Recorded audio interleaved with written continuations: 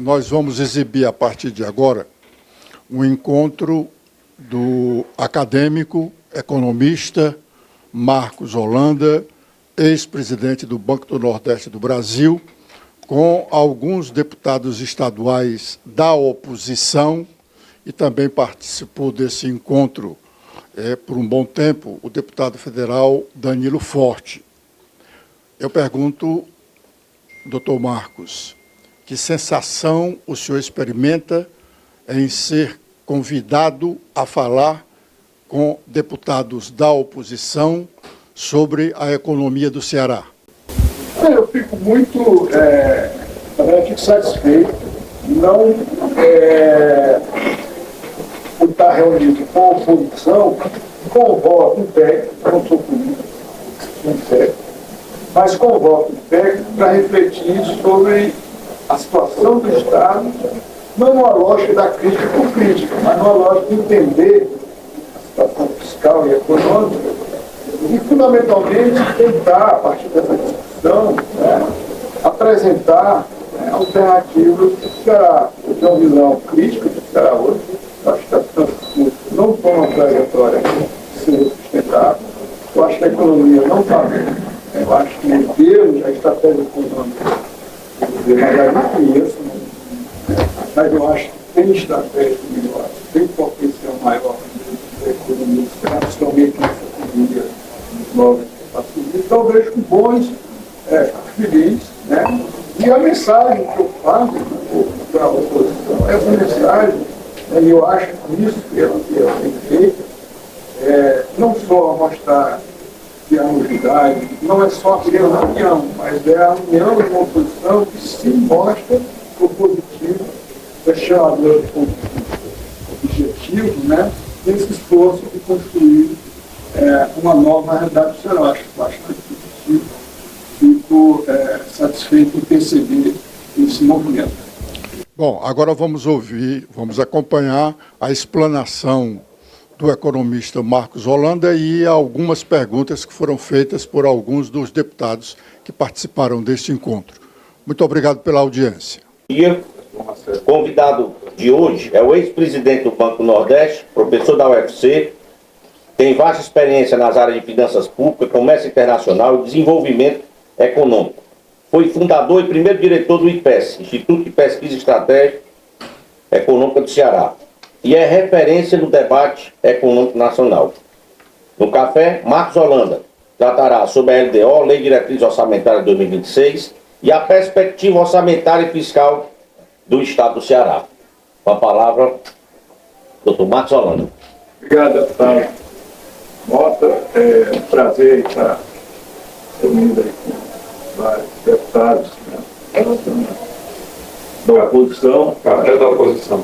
Café da oposição. Acho que é importante, e eu acho, estava comentando, eu já participo aí de alguns movimentos anteriores, eu acho que esse movimento de união da oposição, de coordenação é muito importante, à medida em que eu acho que passa para a população uma grande mensagem, que é a mensagem que existe algo alternativo, existe um modelo alternativo do Ceará, não só nas finanças públicas, mas como na própria estratégia econômica e na própria lógica de organização do governo. Acho isso muito interessante, muito positivo, e eu me congratulo aí com todos os deputados que hoje fazem essa coisa que não é fácil, né? A oposição nunca é fácil, principalmente no cenário como foi nós temos no Ceará. Eu acho que uma marca que vocês têm percebido, que eu acho que é muito importante, é a marca da oposição objetiva, construtiva, baseada em fatos, em números. Eu acho que isso é muito importante. Se a oposição for oposição, às vezes fica a coisa vazia. E eu acho que é importante, tanto eu acho que vocês, o convite que vocês têm feito é mais, eu sou um técnico, sou político. Como técnico, eu tenho que me aprender, me prender, me concentrar nos números. Eu acho que os números têm uma vantagem, eles não mentem no final do dia. Eu acho que isso é importante, isso é importante. Números e conceitos corretos.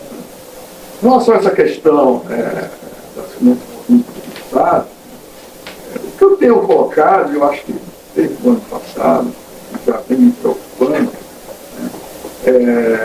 uma coisa interessante é que os estados tiveram um momento de grande folga fiscal, exatamente em 21 e 22, ainda era o governo do presidente Bolsonaro, em que o Paulo Guedes, naquela lógica menos Brasília, mais Brasil, ele transferiu muito dinheiro para os estados e municípios. Então, naquele momento, os estados e municípios realmente ficaram muito folgados, acumularam caixa que nunca tinham acumulado. Então, aquilo deu uma grande colchão de liquidez do Estado, que coincidiu também com o aumento de receita pelo pouco da recuperação da economia.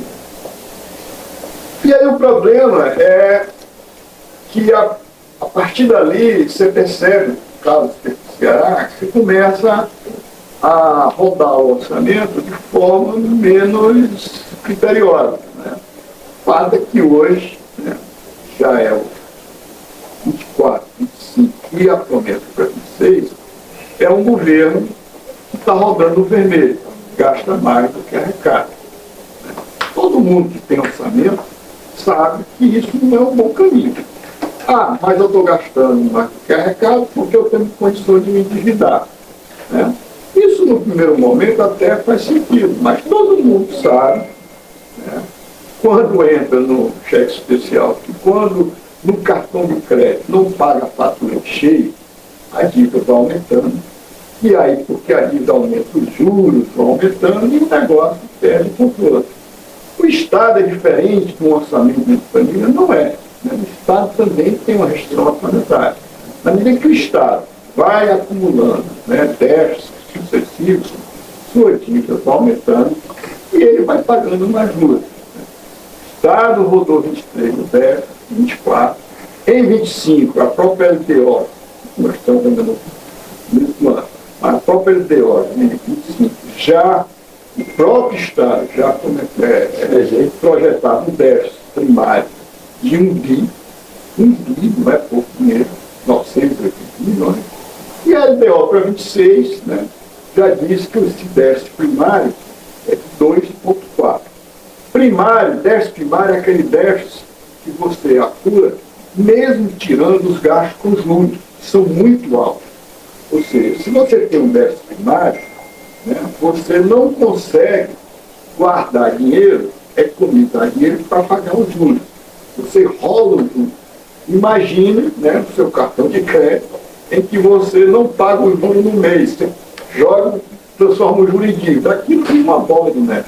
Então é preocupante essa ideia, essa perspectiva que o Estado tem de estar com sucessivos déficit primário. Isso quer dizer o seguinte, quer dizer, se ele vai ter, nesse ano, como ele disse que vai ter 1 bi de déficit primário, mesmo tirando os gastos do juros, o rombo é de 1 bi.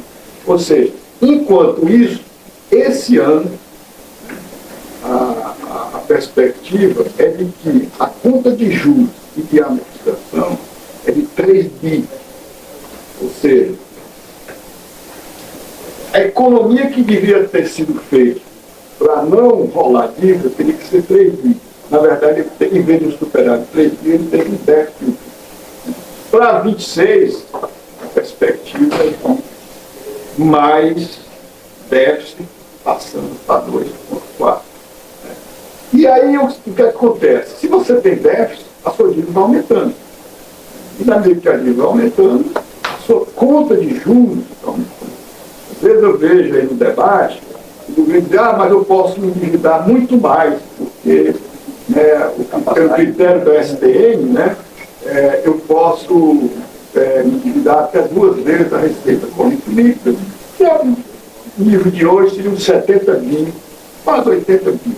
Mas eu posso me endividar 80 bi. Imagina, eu que sou banqueiro, ou eu chego com o meu amigo, rapaz, tu está devendo quanto no cheque especial? Estou devendo 10 mil, ou tu pode ir até 50 mil. Isso é uma loucura. Por quê? Porque mesmo com a dívida que hoje o Estado tem, sobre quase 20 bi, como eu falei, ele já paga, essa dívida de 20 bi já custa 3 bilhões por ano. 3 bilhões que o Estado pode comprar é muito dinheiro. Você faria muita coisa com isso. Se com 20 bi paga 3, mas eu posso me endividar até 70. Será que quando o governo se vangloria, né, que tem capacidade, que pode se endividar até 70 bi, ele está dizendo que isso é uma coisa boa? Né? Será que ele está achando que 3 bilhões de custo financeiro por ano é pouco? Claramente não é. Então não é uma trajetória saudável nem sustentável. Então essa lógica, e outra coisa, né? O que está acontecendo é que as despesas correntes sobem mais que as receitas correntes, por isso que o déficit vai aumentando. Em finanças públicas tem uma coisa interessante. Receita corrente, ela sobe, ela cai, ela sobe. Despesa corrente, uma vez que ela sobe, não tem como recuar. Então, o que está acontecendo, por exemplo, a perspectiva para 26 não é boa. A economia vai estar mais fraca. Existe um cenário, não sei se vai acontecer, mas algo que eu acho que o deputado Danilo já chamou a atenção, nessa proposta do imposto de renda, os estados vão perder dinheiro. Por quê? Porque quem alimenta o FPE é o imposto de renda. Na medida que o governo vai recolher menos imposto de renda, mas eu vou recolher menos imposto de renda, mas vou arrecadar mais outros impostos. O governo federal ele fica pedindo imposto de renda e ganhando os outros. Mas para os estados e para os municípios, menos imposto de renda, menos FPE, menos FPM. Então isso, eventualmente, vai chegar em 26, né, a economia mais fraca e as receitas crescendo menos. Como as despesas correntes continuam subindo, né, esse desequilíbrio vai ficar cada vez maior. Né. Propaganda, assim, a estratégia do governo não, mas eu posso endividar mais, né, e isso não vai, eu acho, não vai terminar bem. Né. O próprio mercado de crédito vai ficando mais difícil. Né. O governo anunciou aí uma operação que eu até, eu gosto muito de números, né? Mas, por exemplo, eu acho que me chamou a atenção nessa operação que foi anunciada, né, em membro, que o fato de ser iene não quer dizer nada. A taxa de juros dessa operação, se é Banco Mundial, é taxa em dólar, é a taxa lá do interbancário do governo americano. E a taxa de juros dos Estados Unidos nunca foi tão alta. Então, nós estamos contratando um empréstimo no momento em que as taxas no mundo todo está alta. A iene não quer dizer nada. O iene, na verdade, um dos juros que mais subiram no mundo esse ano foi o juros lá no iene. Né? E a taxa de juros barato em iene é o governo japonês. Não existe essa coisa de taxa de juros barato em iene, porque não existe. Mas o que me surpreendeu é que o governo está dizendo que ao contratar 2.700 vai economizar 1 bi. Né? Como é que no empréstimo de 2.700 vai gerar a economia de 1 bi? Não consegui entender essa mágica. Eu acho que essa operação, na verdade, é mais assim, é uma operação para jogar lá para frente, né? Ele está pegando essa operação e pagando dívida antiga. Eu tenho dúvida se ela realmente não teve taxa de juros mais barata. O que ela vai fazer? Ela vai jogar para frente amortizações que aconteceriam, né, agora no curto prazo. De toda forma, né, é uma estratégia de continuar se endividando. Não pode ser uma boa estratégia. Né? E essa coisa de disciplina fiscal, você vai perdendo aos poucos, mas no final ela pode acontecer muito rápido. Então não pode, né, se apresentar como um governo que tem preservado uma marca que será sempre desde lá do Estado, disciplina fiscal, um governo que de forma sistemática roda do vermelho e roda do vermelho de forma crescente. O déficit primário, que é o mais relevante, tem subido, né? Principalmente pela pressão de gastos aí se anunciando. Então, eu acho que é uma perspectiva complicada, né?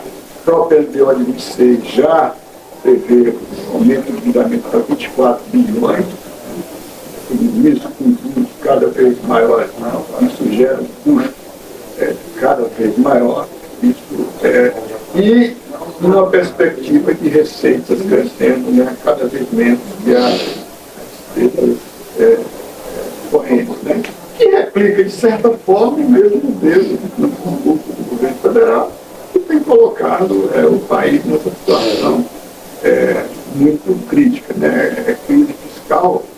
Isso, o grande economista alemão diz, às vezes ela leva uma eternidade para acontecer, mas ela acontece numa noite, né? Porque ela de uma hora para outra você perde o controle. Mas os bancos públicos vão continuar emprestando para o governo estadual. Não sei, os bancos públicos também já estão muito pressionados. Então, é muito preocupante a trajetória, né? E é preocupante também, eu acho, duas coisas, né? Uma é essa, eu posso me endividar. Vamos supor que fosse razoável, não é, porque nós já temos custo previsto. E aí também você tem que olhar um discurso que às vezes é muito comum, mas é para investimento, né? Tudo é para investimento. Investimento público realmente é uma coisa boa, mas não necessariamente. Investir muito não necessariamente é bom. Porque às vezes você investe muito, mas você investe mal. Investir mal é tão ruim quanto gastar em despesas correntes.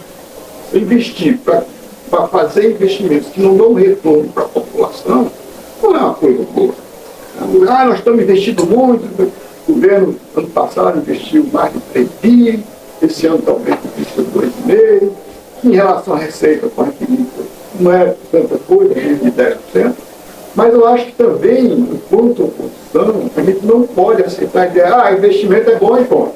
Não, tem que olhar qual é o tipo de investimento. Porque tem muito investimento que não gera muito retorno para a população. Com todo respeito, por exemplo, esse quase 150 milhões que foram anunciados, grande obra que eu vi sendo anunciada para ser inaugurada no final do ano, é aquela extensão do VLT até o aeroporto. Né? Qual o retorno desse tipo de investimento? Sim.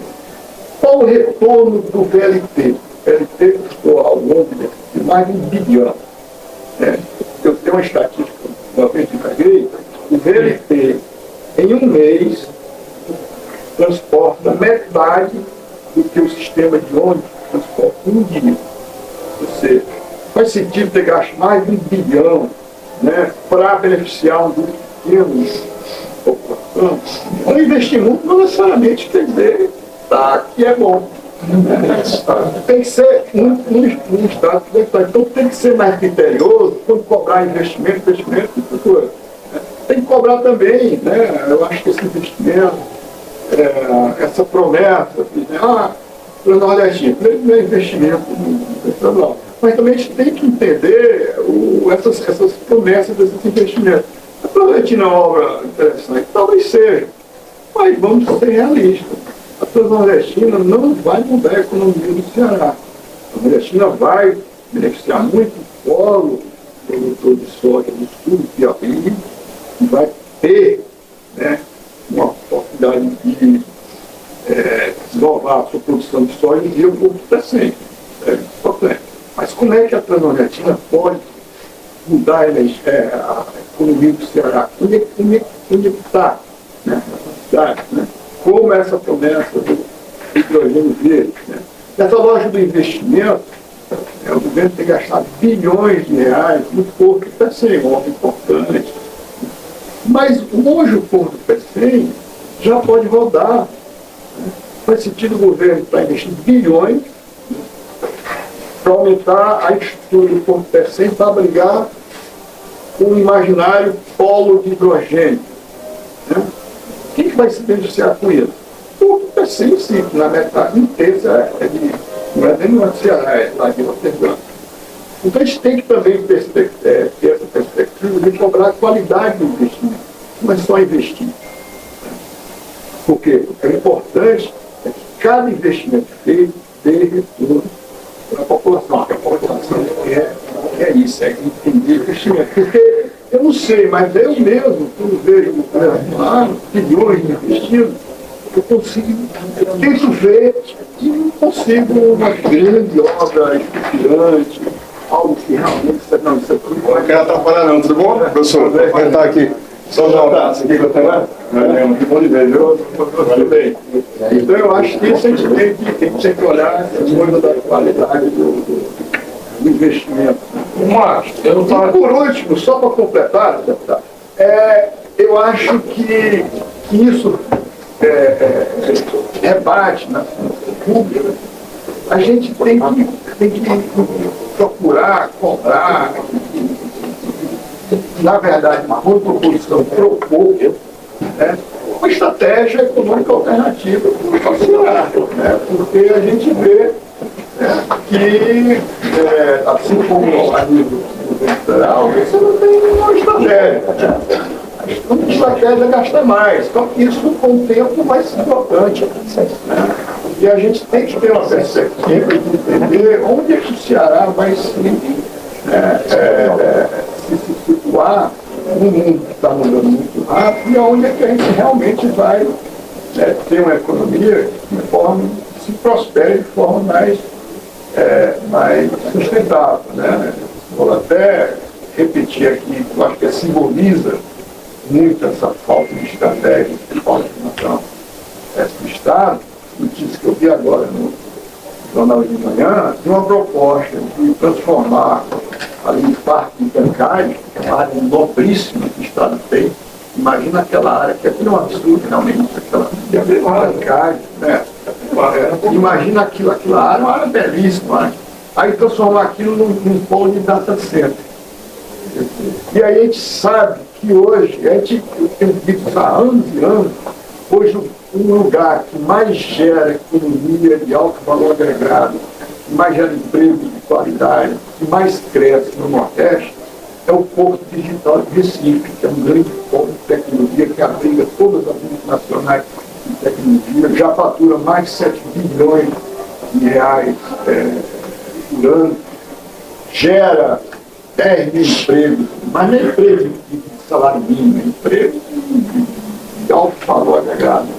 Então, enquanto a gente poderia estar olhando para aquele caso de sucesso, e a gente tem uma área enorme como aquela do Parque Cancai, para replicar, que a economia, às vezes você faz isso, você copia melhor o que está dando certo. Então, por que a gente não replica aquele esforço, negócio que deu certo, e tendo uma área que é muito parecida, né, uma área portuária, por que a gente não enche de gente, de jovens, de talento, falando bonito, lá, aí não, vamos colocar um parque de data center. Então, isso é uma falta de visão estratégica, um Estado muito grande, né? E isso rebate na situação que a gente tem para frente, né? Então, eu acho que enquanto, não necessariamente só enquanto oposição, mas enquanto cidadão do Ceará, ele tem que ter essa preocupação, né, de que um governo que não tem uma estratégia consolidada, que não consegue entender que ter déficit não é coisa boa, porque na lógica que eu posso me endividar mais, isso é um grande perigo, né? Um grande perigo. Então, no fundo, o governo que diz que não tem problema ter déficit, porque tem condições de tomar mais dinheiro emprestado, está indo exatamente para o caminho errado, né? E está dando um mau exemplo para a população, porque eu acho que enquanto no meu orçamento doméstico, se eu tenho um gerente de banco, todo mundo liga para mim, tu está déficit, está dizendo, tá. Não, mas eu posso te emprestar mais, né? Isso não é uma boa sugestão, isso não é um bom caminho. Então, acho que a gente tem que estar preocupado, sim, com esse manuseio das contas públicas, né? Tem que estar preocupado, sim, com a falta de uma estratégia maior, um desenvolvimento mais real e sustentado da economia, né? E a gente tem que, enquanto eu acho que o papel dos senhores deputados, enquanto oposição, participar do debate, né? Fazer a crítica tranquilo, objetivo em cima do número e realmente esse esforço de fazer propostas. Mostra que existe um caminho alternativo. Marco, deixa eu só lhe perguntar um assunto agora. Quer abrir para pergunta? Então, o deputado Danilo, a hierarquia dos mais velhos do deputado federal. Não tem aqui não. Não, primeiro, agradecer o convite que o Felipe me fez aqui. Eu já tinha tido vontade de ter tido essa conversa anteriormente, não pude vir por causa da agenda. Terça-feira, para mim, em Brasília é um dia complicado. Eu estou saindo daqui as carreiras, porque eu vou pegar um avião agora meio-dia. Mas eu acho que, com relação a como o Marco colocou, e colocou muito bem, tem duas questões que eu acho que são mais relevantes. Primeiro, a característica da construção do equilíbrio fiscal do Ceará, que começou com o Tasso Gereissati, ela se acaba no final do governo do Lúcio Alcântara. Da lógica que muda o Ceará para uma permissividade de um desequilíbrio e de um afoitamento com relação ao endividamento, ele começa com o Cid Gomes, né, que é uma proporção de empréstimos megalomaníacos. Está o exemplo aí do Aquário, que estão tentando enterrar e usando até a Universidade Federal para isso. Está o exemplo das tuneleiras, que nenhum país do mundo se avorou, né, de órgão público fazer túnel para metrô. Isso é setor privado. E hoje é uma forma, inclusive, de subsidiar o setor privado nesse túnel de Fortaleza, que não conclui nunca, que é mais uma obra também que vai nessa conta solar do VLT. Mas eu acho que a maior dificuldade que nós temos, e aqui me coloco junto com os demais colegas, é ter a noção da transparência das contas públicas do Estado do Ceará. Porque, na lógica, inclusive, petista, né, é muito comum você ter um orçamento deficitário, um crescimento de custeio de despesa enorme, inclusive no setor de pessoal. É difícil no Ceará você encontrar hoje um ex-prefeito, um ex-vereador renomado, um ex-político qualquer, que não tem um cabide no emprego público. Isso é um negócio maluco. O custo nosso de pessoal é uma coisa, eu acho que inclusive é uma coisa que precisa ser estudada, né, essa vertente. Porque eu me lembro que uma das primeiras coisas que o Tasso fez quando assumiu em 87 foi exatamente enxugar a máquina pública. Porque nós não aguentávamos a conta que estava sob o estado do patrimonialismo, que é natural da política cearense. É ter todo mundo uma pontinha dentro do Estado. A outra coisa, a forma como é distribuído esses subsídios locais, também ninguém tem acesso a esse regramento, de quem tem acesso a poder ter subsídio por parte do Estado, ninguém sabe o que é isso. E, por último, o que é que a lógica deles gosta muito de fazer também? São os orçamentos paralelos. E nós temos um orçamento paralelo fortíssimo hoje no Detran, o Detran pagando obra, pagando, inclusive, investimentos, em prefeituras, obras de Estado, que nessa indústria da multa, que nós aqui combatemos muito. Se tem uma coisa que unifica essa oposição, é a luta para diminuir imposto, e a luta contra a indústria da multa. Isso a gente vem falando disso já há muito tempo. Inclusive, a primeira lei que o Congresso Nacional votou para reduzir imposto foi a minha lei em 2022, que reduziu o imposto da gasolina, da energia, e aquilo ali criou, inclusive, um novo ânimo que deu agora também na votação do IOF, barrando esse aumento do IOF, que nada mais é do que uma CPMF do sistema financeiro. E como não tem mais cheque para CPMF, agora transformado no IOF, porque todo mundo faz uma operação financeira no banco e vai pagar IOF. Então, diante disso, eu acho que o que era importante aqui, dentro desse aconselhamento que você nos deu, e nós temos por você um respeito muito grande, em todos os eventos de economia que se fala no Ceará, o seu nome é uma referência, é que a gente pudesse levantar também esses orçamentos paralelos. Ninguém sabe o que tem a CAGES hoje. O que a CAGES é realmente hoje? Ela é uma empresa de economia mista quando é bom ser privada, ela se atribui como uma empresa privada, e quando é bom para ela ser uma empresa pública, ela se beneficia do fato de ser uma empresa pública. Mas o que a CAGES arrecada, como a CAGES gasta, qual é o tamanho dela, por exemplo, eu vim ver um pouquinho da CAGES com essa luta nossa para impedir aquela usina de dessalinização da Praia Futuro, que era um investimento privado. E depois eu soube que o maior sócio, o maior investidor do investimento privado era a CAGES. E foi aquele, inclusive, que deu alguma garantia para essa luta nossa pelo data center que a gente está trazendo lá para o Porto do Pecém. Porque a questão da insegurança técnica ali poderia gerar um desconforto, inclusive para as Big Techs, que fazem esse cabeamento nosso. Então, diante disso... Meu deputado, é uma PPP de 3 bilhões que quem vai bancar basicamente é a população via CAGES, porque a CAGES, para pagar a PPP, vai ter que cobrar tarifa de água. Mas ela vai ser operada por uma empresa privada. E aí que vai se beneficiar desse investimento. Então, quer dizer, eu acho que essas coisas que estão faltando, a gente ter os alvos certos, né? E dentro desses alvos certos, a gente tem uma segurança técnica, que é nisso que eu acho que você pode ajudar muito, né? Então, parabenizar aqui o movimento, né? Parabenizar o Felipe aqui pela essa coordenação. E o que eu vim fazer mesmo aqui foi um convite.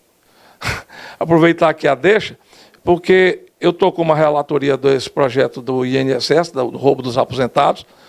A nossa perspectiva é votá-lo na segunda para a terceira semana de julho, agora do recesso, aí do dia 18. E nós vamos começar um roteiro de audiências públicas pelo Brasil. Vamos começar amanhã na Câmara, em Brasília, né, inclusive com a participação do ministro da Previdência, a Diretoria-Geral da Polícia Federal, a CGU, a DPU e o atual presidente do INSS e o ex-presidente também foram convidados. E na quinta-feira a gente vai fazer uma audiência aqui, né, Felipe, na Assembleia. O Felipe já requisitou aqui, vai ser na Sala das Comissões, quinta-feira às 14 horas. Então era importante que nós, da oposição, né, nós que estamos fazendo esse movimento de transparência nas contas públicas, tanto do Estado como do nível federal, pudéssemos fazer, né, ali um bom debate. E também outra coisa que, puxando o fio da meada, veio agora também, que é importante o Brasil saber. Se está todo mundo reclamando muito do desvio do INSS a nível nacional, e já se estima mais de 9 milhões de aposentados lesados, né, e de mais de 6,4 bilhões de desvios, né, de recursos que foram roubados, dizem, as informações que estão chegando a nós em Brasília, é que nos institutos de previdência dos estados e municípios, a coisa é muito pior e muito menor em matéria de transparência, muito mais irregularidades tem com relação às previdências estaduais e municipais. Então, é um tema também que cabe, né, à oposição, no papel dela fiscalizatório, também de examinar e também de puxar esse fio da meada. Então, na quinta-feira, às 14 horas, né, a gente vai ter esse evento aqui na Assembleia. Agradeço a Assembleia por estar recebendo essa audiência, que vai ser muito importante para, inclusive, embasar esse relatório que a gente vai fazer a nível nacional.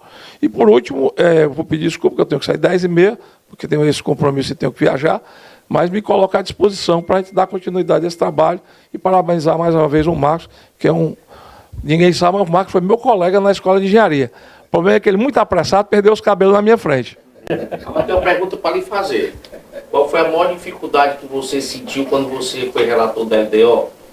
Porque nós nunca tivemos condição de perguntar isso para quem foi relator da LDO nacional. Qual foi a maior dificuldade que você teve? A característica da LDO nacional ela é diferente um pouco da característica local, né? Porque, por exemplo, a LDO nacional ela se prende, por um lado, a esse equilíbrio das contas públicas do governo federal, e já tinha essa pressão com relação ao déficit fiscal, né? E a gente criou, inclusive, a gente estava vindo de um regramento de contingenciamento diferente ainda do teto que foi criado, do gasto público. Então, a gente fez, inclusive, uma condicionante que flexibilizou para manter um equilíbrio um pouco artificial com relação a isso.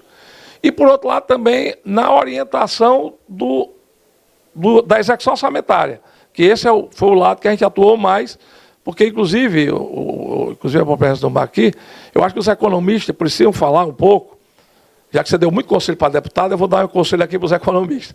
Os economistas precisam falar um pouco que quanto mais impositivo for o orçamento, mais enxuto for o orçamento, ele é melhor para todo mundo. Como é na casa da gente, já que você falou tanto da casa da gente. A conta da nossa casa é feita na ponta do lápis, bem direitinho, o que é o aluguel, o que é a despesa, o que é o colégio do menino. Então, o orçamento da União, ele é inflado para atender uma pressão política que vem de judiciário, legislativo e executivo, e ainda tem a conta nas costas do endividamento, né, que é uma conta desproporcional com esse juro maluco que a gente tem no Brasil hoje. E, diante disso, faz-se uma coisa frouxa lá e passa o ano todo discutindo como é que ajusta o erro que poderia ter sido prevenido lá atrás. Então, o que é que a gente precisa ter? Responsabilidade na Constituição orçamentária.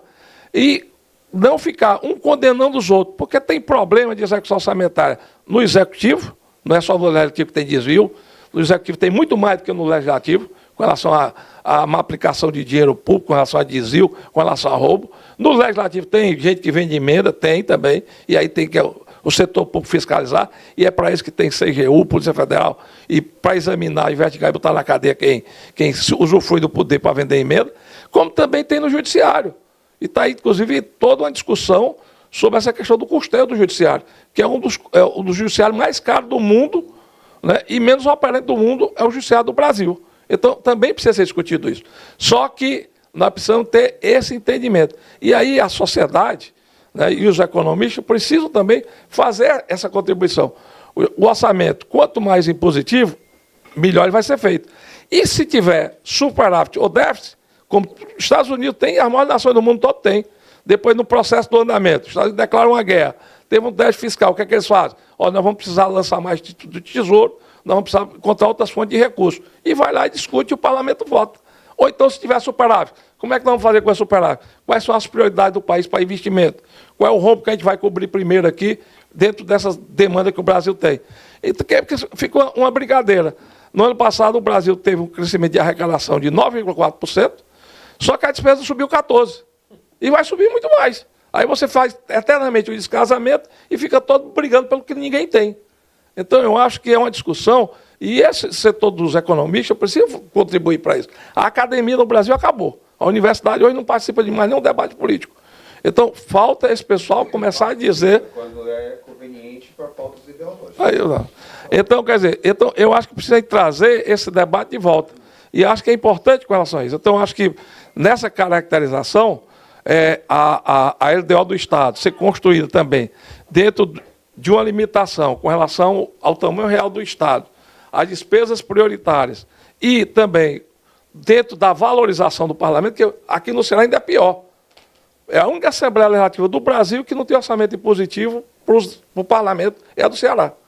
Né? O que demonstra um grau de subserviência muito grande da política ao governante do momento.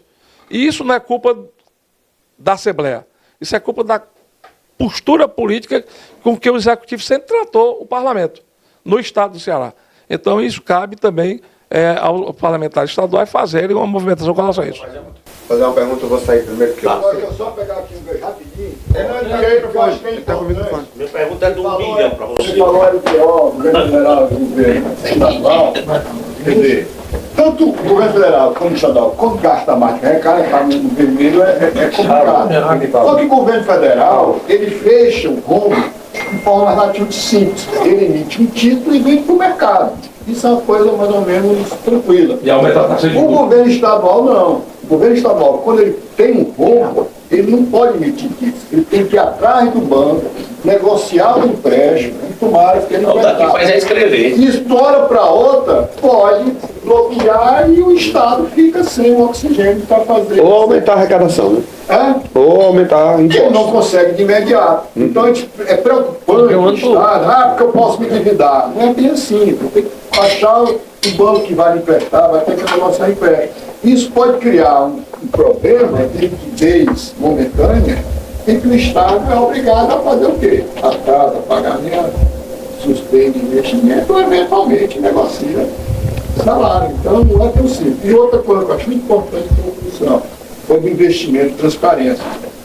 Por que cadê a lista, aí a sua, né? O governo de Silvio Algoritmo está investindo muito. Qual é a lista desses investimentos? Onde é que está indo esse investimento? Sou super curioso para saber. Custeio da saúde como investimento. Porque tantos milhões para a Estado, tantos milhões para o PECEM, tantos milhões para construir escola, tantos milhões para fazer o VLT, o metrô é uma loucura. Então, só em saber o que é esses 3 bilhões e a gente olhar, seria um avanço, mostra um papel, verdade. A gente tem que ter. Porque aí o que é uma vangloriação pode ser para cá. Vocês estão investindo isso aqui mesmo, isso aqui faz sentido. Porque eu acho que vai descobrir muita coisa. A questão da qualidade do investimento que você tinha falado, né? Investir muito não é o ponto, tem que investir bem. Eu acho que a partir da nós entramos numa fase realmente em que a gente investiu muito, mas investiu mal. muita obra aí, muito gasto aí, foi feito que não deu retorno. E o problema do investimento, que é feito via dívida, você peleta. O benefício vem ou não vem, mas o custo é sério. Na hora que você pegar a dívida, você vai ter que pagar o juro e amortizar, independente se o investimento deu retorno. Então, o custo é certo, o benefício é duvidoso. Então, olhar para o investimento é o papel da pessoa. Olha, faz sentido, nós do Estado, com todo respeito à simbologia que eu sei, quando os voos para Juazeiro, o Estado gastar 380 mil todo mês para subsidiar passagem de avião para ir para Juazeiro, eu fiz as contas, 380 mil reais por mês, dá para comprar 2.500 passagens de ônibus. Então, em vez de pegar 30 mil para dar para os ricos, porque quem viaja é para isso, tem que mudar 2.500 passagens de ônibus. Então, eles têm que fiscalizar mais, né, esses investimentos e cobrar o retorno. Porque, mais uma vez, esse investimento está sendo feito, não é poupança do governo, é via dívida. Então, é um investimento que custa juros, custa amortização. Então, vamos olhar para o investimento. Fazer uma pergunta aqui que ela é simples, mas a gente tem que pensar nela e é bom ouvir a opinião de fora, mesmo a gente tendo os nossos conceitos políticos, porque vamos acreditar que em médio prazo a gente consiga mudar o governo, né? A gente tem um Estado endividado, com um orçamento limitado, mas também não se pode pensar a política sem investir. E é claro que você está falando aí que investir, a gente precisa pensar na qualidade do investimento. A gente já tem essa máquina inflada e óbvio que nenhum governante vai assumir um Estado e não fazer o seu próprio projeto de desenvolvimento, e isso requer novos investimentos, né? A melhor saída para equacionar esse problema que quem assumir no rompimento desse modelo que está aí vai ter por 4 anos, e apenas 4 anos para tentar mudar a lógica, né, e até garantir que isso dê frutos para o projeto ter continuidade. Porque você pode ficar tão amarrado de não conseguir administrar em 4 anos e aí causar uma imagem negativa de que um saudosismo equivocado, né, de que a política do oba-oba, na verdade, era melhor do que uma política mais sensata, mais enxuta, né? Enfim, eu acho que deu para entender, mas é equacionar o técnico com o político para uma proposta que, por exemplo, daqui a pouco pode estar, se Deus quiser, nas nossas mãos. Um desafio que pode estar nas nossas mãos, né? Muito interessante, aí eu vou aproveitar eu vou fazer uma provocação, vou fazer uma sugestão dentro dessa linha à oposição. Eu acho que está mais do que na hora, na eleição ano que vem, mas já praticamente... Claro, está batendo na porta. Eu acho que seria um movimento muito interessante que a oposição, aproveitando esse movimento feminino de coordenação, lançasse, né, tipo uma carta, né, de diretrizes do que seria um governo de oposição, do que seria um novo tipo de governar. Não com propostas específicas, mas com algumas diretrizes. Por exemplo, né, um compromisso claro e objetivo de cortar impostos. Um compromisso claro e objetivo de ser um governo com uma menor estrutura, né, administrativa. Faz sentido. Minas tem quantos municípios? Quase 800. Mais de 8. Acho que é 821. Nós temos 180. Nós temos o dobro, mais do que o dobro de secretarias. 40. Né? Então, eu acho que uma carta de compromisso da oposição, né, em relação ao que seria um novo modelo de governar o Ceará, eu acho que seria bem interessante, né, porque isso já baliza o debate, já baliza, né, a própria apresentação do movimento, porque dizer que é oposição, eu acho que não faz sentido. Não, eu sou oposição. O que vocês têm que fazer é, com a população, dizer, olha, nós somos oposição e nós temos um novo modelo de governar que a gente quer apresentar para vocês. Então, acho que seria bem interessante, tipo uma carta de compromisso, ou uma carta de diretriz, em que vocês, olha, isso aqui é o nosso cartão de visita. É a partir daqui que nós vamos rodar o Ceará, mesmo que o candidato suja lá na frente, mas já surge um discurso objetivo para construir essa narrativa. Professor. Mas aí, porque, mas as propostas, não precisa ser proposta específica, mas eu acho que daria uma coisa, diretriz, dar uma cara para a oposição, e mostra, olha, vai ser uma coisa interessante para vocês. Professor, tem uma pergunta que eu preciso falar aqui para o senhor.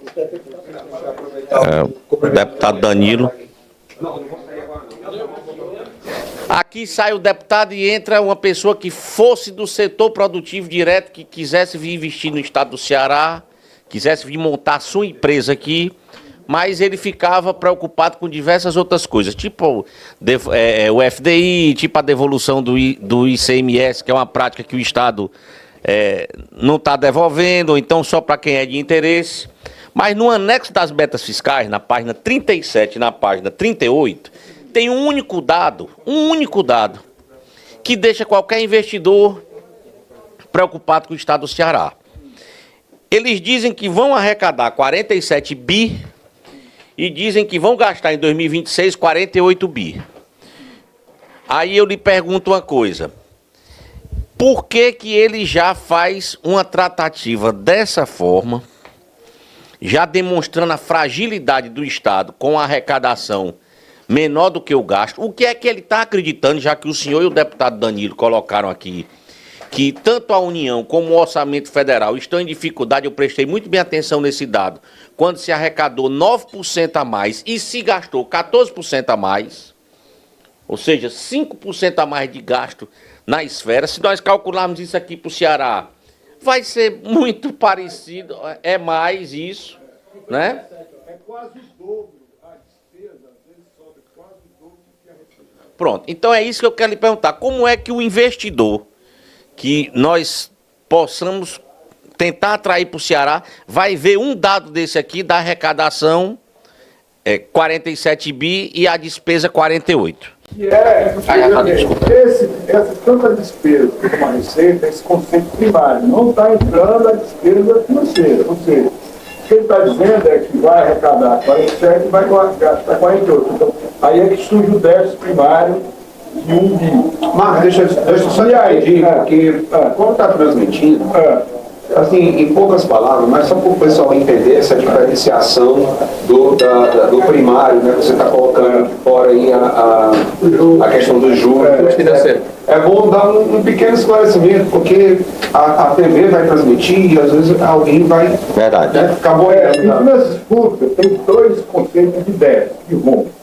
O déficit primário é aquele déficit que não considera os gastos financeiros do governo, gastos de juros e amortização. E o déficit global, praticamente nominal, é tudo.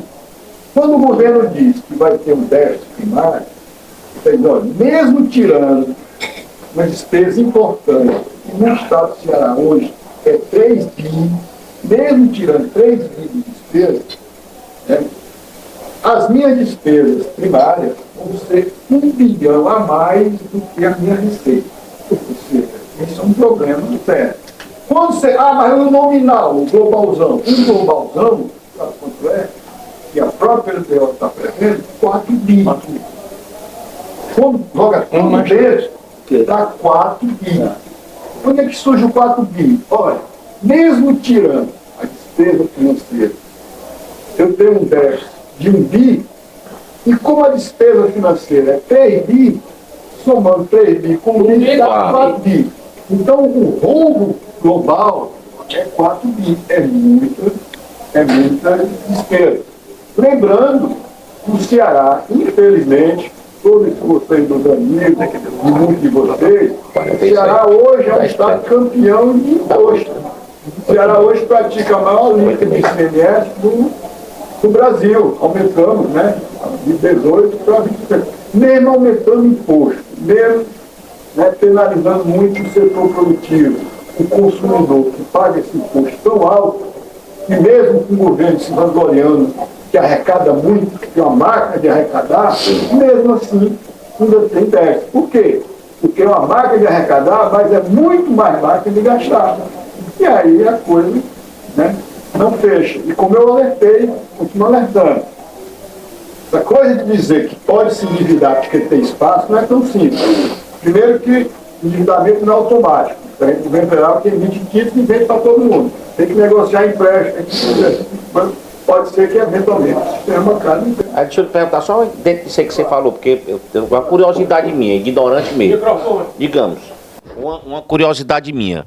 8,5% já está sendo levado de endividamento do Estado. A gente estava fazendo esse cálculo aqui, o deputado Queiroz, porque dá 47 e vai dar isso aí, vai dar 3 bi, essa coisa. Mais o déficit primário de 1, que você está colocando, vai dar esses 4. É como se nós só rodássemos com um orçamento de 91,5, é mais ou menos isso, porque ele vai ter que superavitar, vai ter que arrecadar mais um pouco para poder fazer uma compensação desse pagamento de juros, essa coisa, isso aí sem contar ainda com a mesa de negociação que a gente tanto cobra dos funcionários públicos, sem os aumentos que deverão acontecer a nível nacional, aí tem o aumento de salário mínimo que já aconteceu, então tudo isso impactará no estado do Ceará. Eu só vejo aumentando, eu ainda não vi uma saída para a gente poder diminuir. Isso é uma dúvida que a gente tem, porque a gente trabalha muito com isso, né? Fora o novo custo, né, que criaram no Brasil, custo facção, né? Ainda tem Tem esse agora. Na verdade, como a IBO é uma previsão, né? A previsão é de ser 4 bi de déficit normal. Se você tem déficit, você tem que cobrir. Então, a perspectiva é ou tomar mais dinheiro emprestado, ou, ao mesmo tempo, o que vai acontecer é que ele vai perceber que não tem condições de tomar 4 bi emprestados. O que vai acontecer é que ele vai diminuir investimento, eventualmente vai começar a atrasar pagamento de fornecedores. Já está acontecendo. Né? Vai começar a contingenciar. Né? Ou seja, o governo, o resto desse orçamento no segundo trimestre de 25. E o de 26 vai ser um orçamento muito apertado. Vai ser muito apertado. Quer dizer, sempre, eu acho que vão cair assim, vão crescer menos, enquanto que as despesas vão continuar crescendo. Lembre-se que esse ano, né, deu aumento salarial acima da inflação, a pressão por gastos correntes. Vou dar como é interessante, como essa coisa, só gastar, a lógica do governo é gastar. Nos últimos 5 anos, o orçamento da segurança aumentou em 75%, o dobro da inflação. Os resultados da segurança melhoraram? Não, piorou. O orçamento da saúde aumentou 95%. Saúde. Então, só gastar, só dizer que toma dinheiro emprestado, tem espaço para comunidade, aí dentro na lógica do Reinaldo, não chega na população. A população quer saúde melhor, é uma segurança melhor, a saúde quer ver onde estão esses investimentos. Eu vi um dia do jornal, está investindo muito em estrada. As estradas parecem que no ano, no outro seguinte, vira tudo buraco. Quer dizer, só investir, não olhar a qualidade, não olhar o retorno disso, não é uma boa. Então não é uma trajetória boa o que o Estado está tendo. E como eu falei, finanças públicas é como se um transatlântico. De uma para outra, a coisa aperta. O que eu digo? Esse rombo que está aí, não é tão lógico os bancos quererem emprestar 4 bi para o Estado. Vou negociar assim, e aí quando dá o gargalo, as contas das despesas correntes, uma vez crescendo a 14%, 15%, ela tem que pagar. Então, de uma para outra, a gente pode ter uma situação crítica. Esse ano, segunda metade do ano que vem, não vai ser. Então, isso está mostrando para a gente, na verdade, a Virgínia levantou esse questionamento lá no gabinete, nos preparemos que vai chegar outra mensagem de empréstimo nessa casa. Porque não vai ter alternativa. Não vai ter porque esse grande empréstimo que foi feito agora, né, 2.800, 2.700, foi basicamente para pagar outra dívida. Exatamente. Ou seja, esse empréstimo aí, diferente dos outros, não virou investimento, não virou... Não, apenas... só um parênteses, Marcos. Só um parênteses. Os últimos empréstimos, esse foi feito no governo Isolda e o Elmano só modificou a história da moeda para executar. E os últimos do Camilo foram todos para rolagem de dívida. Alguns dos quais, eu não sei se ainda existe, mas tinha empréstimo aí feito em Selic. Imagina você estar em Selic. Tá louco? 15% ao ano. Um empréstimo foi negociado, eu acho que no caminho com o Banco do Brasil de 1 bi, eu acho que era Selic. Porque eu acho que isso aí, eu acho também a posição para brincar na lógica da transparência, né? Tem que saber quais são os empréstimos, quer dizer, as condições mínimas, qual a taxa de juros, qual o prazo. Eu acho que isso não entra dentro de sigilo bancário, por quê? Porque o Estado tem que ter a obrigação de saber como é. Né? Está ainda sem dinheiro. Professor, primeiro, obrigado aí pela presença e a oportunidade aí que está nos dando. Mas é bom lembrar que eu acho que está muito consolidado aí para a população essa questão dos empréstimos que a gente tem combatido aqui. Sempre desde o início dessa gestão, nós da oposição temos falado aqui sobre isso. Inclusive agora com esses argumentos, vindo de um economista gabaritado, assim, de reconhecimento, que na nossa forma era o que a gente queria alertar. Muito embora tenha a oportunidade ou tenha este crédito para tomar esse empréstimo, isso não é bom para o Estado que não por mais que tenha esse limite financeiro para contrair esse empréstimo, principalmente com tudo isso que foi dito, qualidade do investimento, o que é que está sendo feito com esse dinheiro. Mas isso acho que eu vejo que a população entendeu bem essa questão da problemática dos empréstimos que o governo do Estado fez. E na contramão disso, que foi outro dado que o professor Marcos Holanda trouxe, foi, e também o deputado Danilo Forte, esse patronalismo, esse empreguismo político praticado aqui no Estado do Ceará. Desde o início da gestão só se cria secretaria e emprego. Pelo menos uma vez por mês chega uma lei aqui que vem no meio da lei, que não tem nada a ver sobre um determinado assunto, mete um jabuti de criando 2, 3 empregos nas diversas repartições públicas aqui do Estado. Se eu não me engano, tem uma agora tramitando uma no Detran. Mudando, eu não quero dizer que é criando emprego, mas tem na pauta para essa semana mais uma lei modificando questões de funções dentro do Detran. Quero que seja só a mudança de função e não mais criação de emprego, que é o que o governo tem feito desde que iniciou a sua gestão. Quando o banco fala assim, tem aqui 10 mil por cento mais dinheiro emprestado, o governo está dizendo que isso é legal. Isso não é legal. Deixa eu só piorar a história do Fosse bom, o banco não ligava, não. Só piorar a história do patrimonialismo e dos cargos que o Queiroz está dizendo. Outra prática que se tornou vexatória no Ceará. Chagas, além de secretário, tem jeton em conselhos no Estado, a filha da Isolda, né, Eudoro Santana, virou uma prática do governo do PT no Ceará. Além de secretário, você ainda tem ali 10 mil, não sei quanto, de conselhos para participar de uma reunião mensal e olha lá, né? Virou uma prática comum. No final do dia, o orçamento tem mais de 70 unidades orçamentárias. Só queria voltar aqui ao assunto, mas eu acho que essa união de vocês é uma novidade. E surpreende um pouco o governo. Por isso que eu voltar aqui àquela questão de vocês tentarem construir uma carta, porque vocês são de partidos diferentes, mas na medida em que a oposição não só diz que está unida, mas consensua uma pauta comum de diretrizes de um novo governo, isso vai ser uma novidade ainda maior. É quase um pré-PPA. De certa forma é materializar o que seria esse novo Ceará, porque eu sempre sou muito crítico da ideia, está errado, se você não disser que seria uma alternativa, você está um pouco no vazio. Eu acho que tem um espaço aí interessante para ser construída e a partir dessa carta, você se coordenam, rapaz, aqui vamos dividir tarefas, né? E aí cada um faz melhor tempo, um pai. Aí eu acho que é uma coisa bem interessante.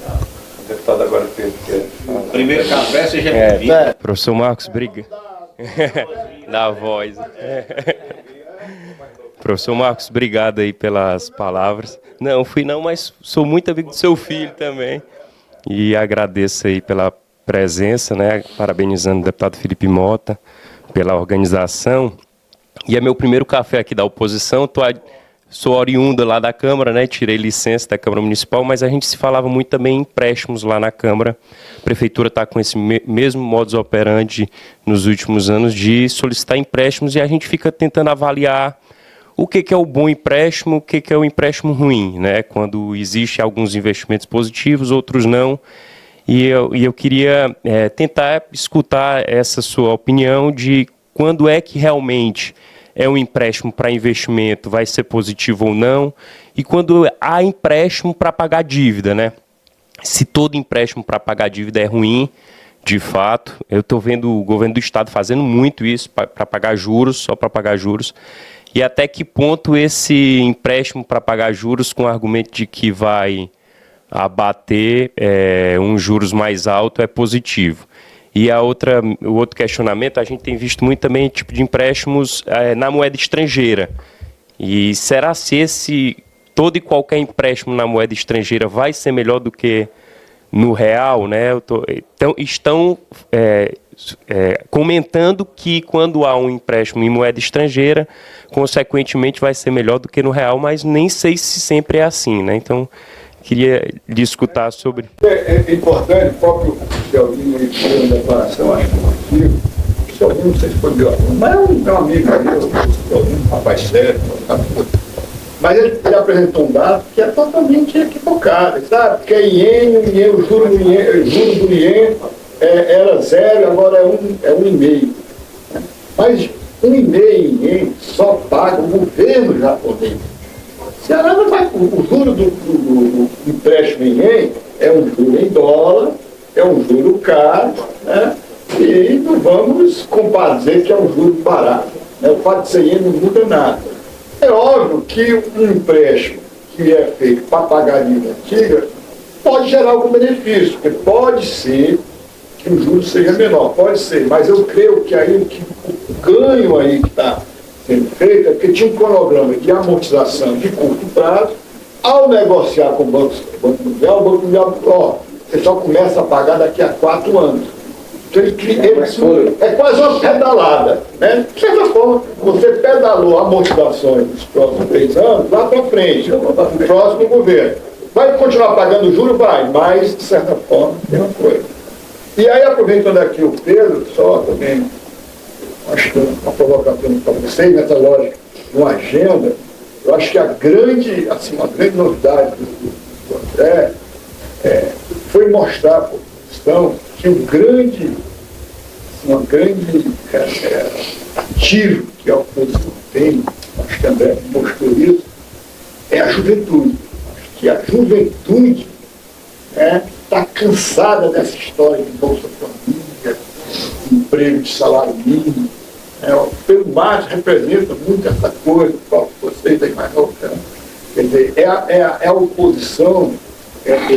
Sem a juventude para a sua agenda, né? Esse jovem da periferia que quer progredir, que quer empreender, né? Então não percam esse ativo, acho que o André trouxe para a posição do jovem da periferia, né? O jovem da periferia, que quando você ganha um jovem, você ganha os pais.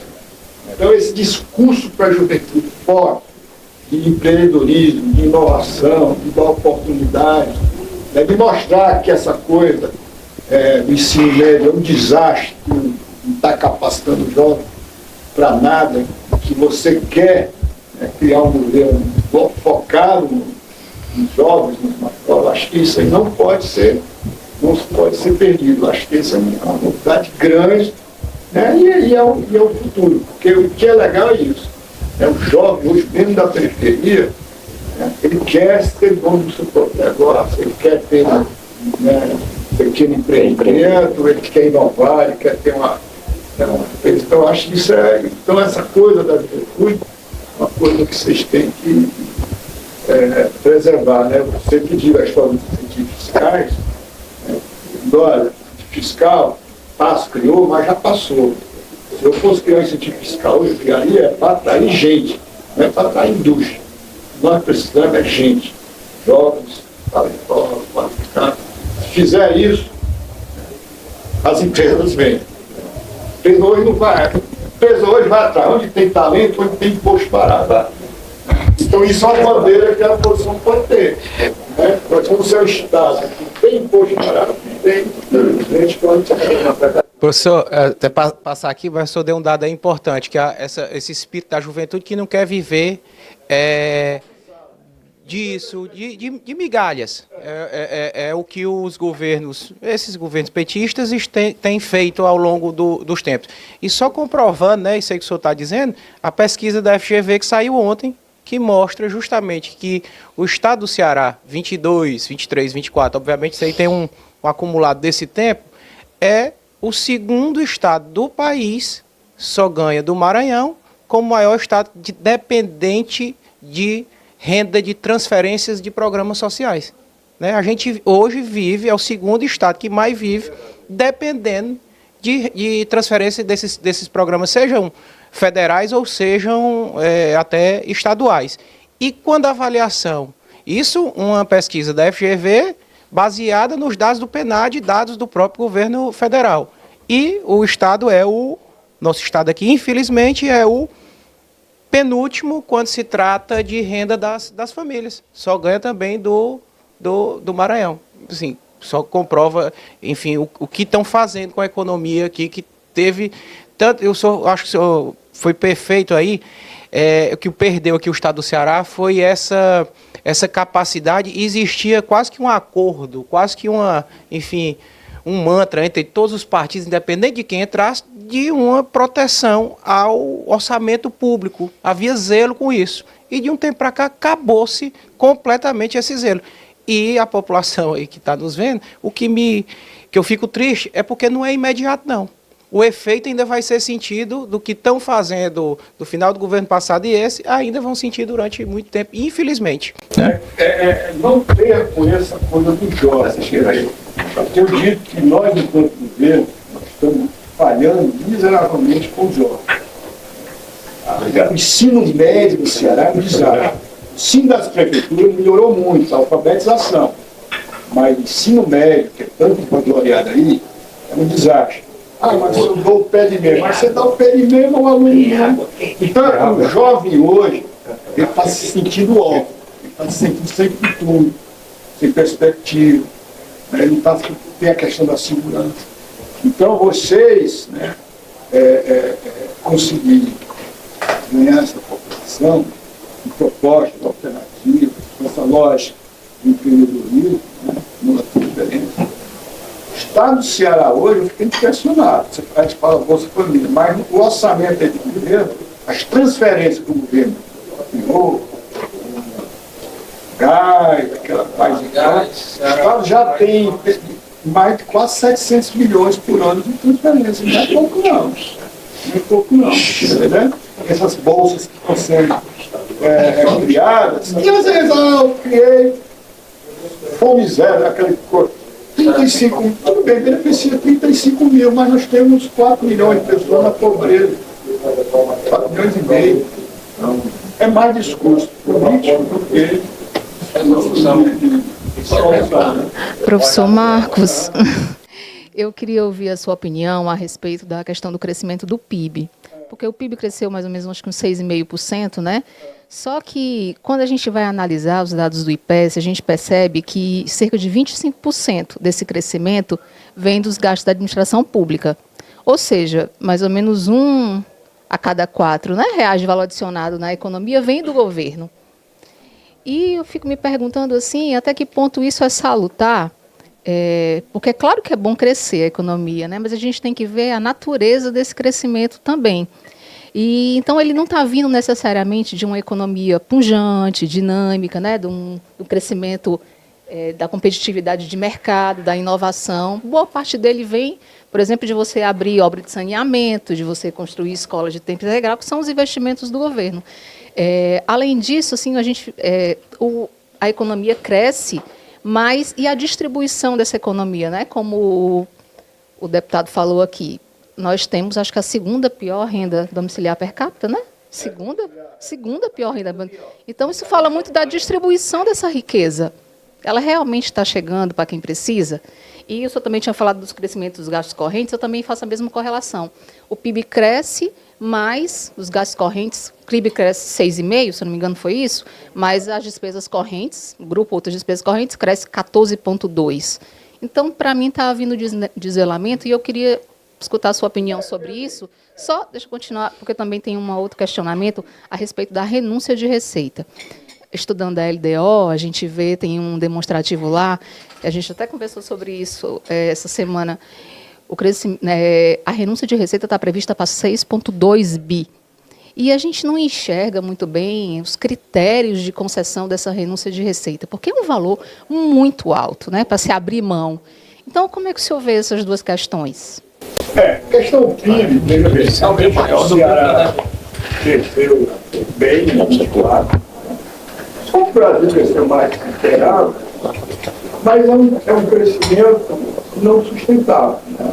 Está falando do outro caminho. Por que cresceu? Porque você tem uma economia que está como um esteroide, está bombando, né? Quer dizer, você está gastando como nunca, as transferências aumentaram muito, ano passado foi um ano turístico, o primeiro gasto na economia. Então, com o crescimento, que com certeza não se repete esse ano.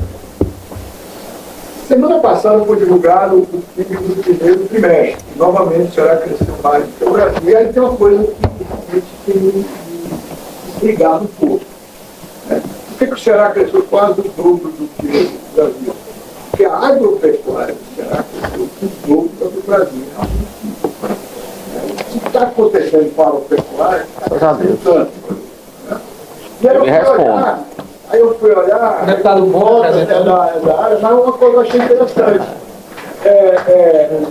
A agropecuária cresceu 25%. Mas o próprio PGE mostra que o emprego na agropecuária cresceu zero. E o próprio mestre disse que esse crescimento veio do cerqueiro. Então, ou a produtividade da pecuária do Ceará reduziu, né? Ou realmente é forte. Mas é um crescimento que eu digo, é um crescimento que eu acho que vai enfraquecer. Por quê? Porque não tem mistério. Quando o governo abre as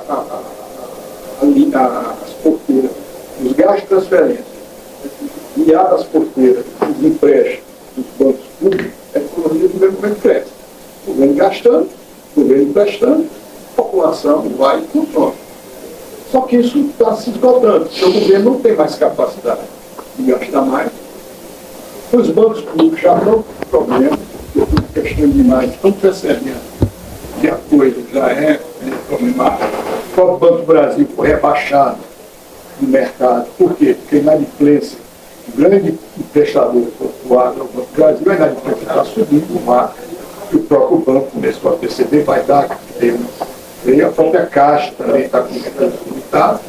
Então, essa forma de crescer do governo, gastar mais, emprestar mais, está se esgotando, e a economia vai, né, naturalmente, vai enfraquecer. Né? Então, é um problema. A renúncia fiscal realmente é um estoque, e aí, não é só desse governo, é todo o estoque de renúncia fiscal que o Estado fez, né? É uma renúncia muito alta, né? Muito alta, 6 bilhões, né? E mostra que esse modelo de incentivo fiscal para atrair empresas realmente está esgotado. Tem que procurar por alternativa. Mas isso é uma coisa que vai ter que ser trabalhada. Eu acho que eu digo, tempo, eu digo assim, às vezes nessa estratégia do Ceará, Quando eu vejo que o Estado do Ceará ainda investir em pouco, investir numa rodovia, investir em fábrica de mundial barato, olha, com todo respeito, isso como estratégia de investimento funcionava há 100 anos atrás. 100 anos atrás tem uma rodovia, uma ferrovia, um porto, indústria de salário mínimo. Hoje em dia isso não gera mais, não gera mais riqueza.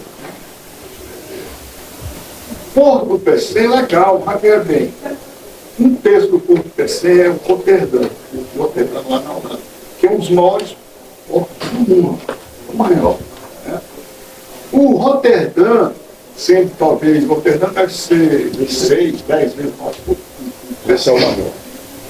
Mas o Roterdã, a contribuição do Roterdã, o PIB da Holanda é 6%. 6%. Como é que o porto do PC, com o famoso hidrogênio, vai dobrar o PIB do Ceará? Como é que a Transnordestina vai dobrar o PIB do Ceará? Agora, como é que os data centers vão dobrar o PIB do Ceará? Não vão. Então a gente tem que ter uma estratégia diferente. Tem que olhar o que é que gera economia, emprego. Por isso que eu fico frustrado em ver. Toda vez que eu vou lá no Porto Digital Recife, eu vejo um negócio crescendo. E a gente aqui,